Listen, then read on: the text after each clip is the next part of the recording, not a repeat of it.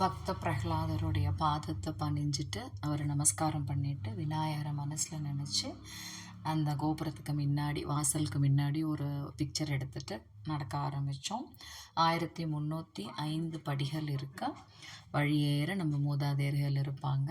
ஆனால் கூட வந்த ஒரு பக்தர் சொன்னது என்னென்னா, அவங்களோட நம்ம நேருக்கு நேர் ஐ கான்டாக்ட் வச்சுக்கக்கூடாது, அவங்கள பார்த்து பயப்படக்கூடாது, கிட்ட வந்தாலும் ராமா ராமான்னு சொல்லிக்கங்க அப்படின்னாங்க. ஆனால் உண்மையை சொல்லணுன்னா எங்களை அவங்க தொந்தரவே பண்ணல. கையில் ஸ்டிக் இருந்ததுனால அவங்க பாட்டு அவங்க இருந்தாங்க, நாங்கள் நடக்க ஆரம்பித்தோம்.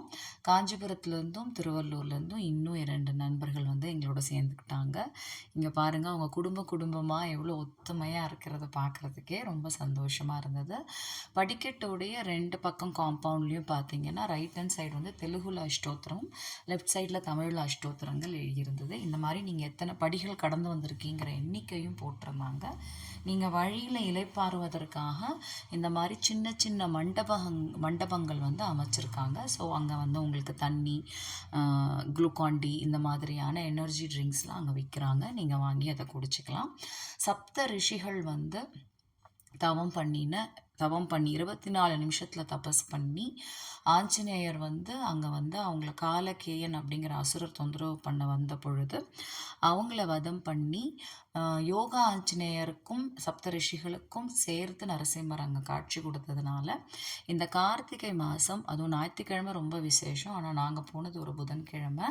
நீங்கள் அங்கே ஒரு 24 நிமிஷம் அங்கே இருந்து பகவானை ஜபம் பண்ணி நினச்சாலே முக்தி மோக்ஷம் அப்படிங்கிறதுனால நிறைய கூட்டங்கள் முடியாதவங்க இந்த மாதிரி டோலியில் போகிறாங்க. ஸோ அவங்களுக்காக நம்ம வழி விட்டுறணும் அவங்க போகிறதுக்காக. ஏன்னா நம்மளை தூக்கிட்டு நடக்கிறதே கஷ்டம்னும் பொழுது அவங்க இன்னொரு பாரத்தை தூக்கிட்டு நடக்கிறதுனால நம்ம அவங்களுக்கு வழி விடுறது மனிதாபிமானம். 1000 படிகளை தாண்டி மேலே வந்துட்டோம். மனசுக்குள்ளே அப்படி ஒரு சந்தோஷம். அந்த கோபுரத்தை பார்க்க அம்மா வீட்டுக்கு வந்த ஒரு சந்தோஷம். ஒரு அப்பா வீட்டுக்கு அம்மா வீட்டுக்கு வந்தோன்னா மனசுக்கு இவ்வளோ நிறைவாக இருக்குமோ அவ்வளவு நிறைவாக அந்த நின்று அவருடைய அந்த ஸ்லோகத்தை சொல்லி அவரை மனசார நினச்சி ஜபிச்சு அங்கேயே உட்காந்து விஷ்ணு சஹஸ்ரநாமமும் நாராயணியும் நாங்கள்லாம் சேர்ந்து பாராயணம் பண்ணி கூட இருந்தவங்கெல்லாம் சேர்ந்துக்கிட்டாங்க.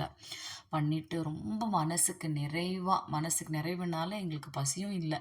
அதுக்கப்புறம் திருப்பி இறங்கி வரும் பொழுது அழகாக அதை சுற்றி இருக்க இடத்த ரம்யமாக பார்த்துட்டு அந்த மலைகளை சுற்றி எதிர்க்க யோகா ஆஞ்சநேயர் மலைக்கு போக போகிறோம் இல்லையா, அதையும் பார்த்துட்டு ரொம்ப சந்தோஷமாக நாங்கள் இறங்கி வந்தோம். இந்த 1305 படிகளை கடந்த எங்களை வர வச்சதுக்கு நான்